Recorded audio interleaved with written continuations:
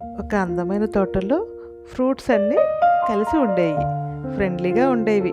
ఒకరోజు వాటి యొక్క విశిష్టత గురించి చెప్పుకొచ్చాయి. యాపిల్ ముందుకొచ్చి, నన్ను రోజు తింటే డాక్టర్కి దూరంగా ఉండొచ్చు అని చెప్పింది.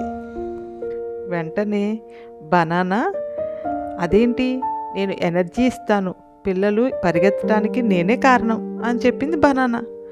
గుంపుగా గ్రేప్స్ ముందుకొచ్చి, మేము చిన్నవాళ్ళం కానీ శక్తి ఎక్కువ, మెదడుకి మేము సూపర్ ఫుడ్ అని చెప్పింది.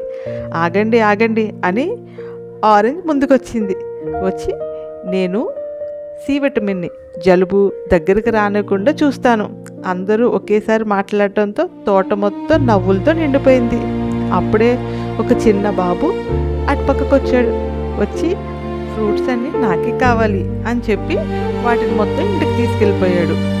అప్పుడు ఫ్రూట్స్ అన్నీ, ఒక ఫ్రూట్ కాదు, అన్ని రకాల ఫ్రూట్స్ తింటేనే హెల్దీ అని చెప్పుకుని నవ్వుకున్నాయి.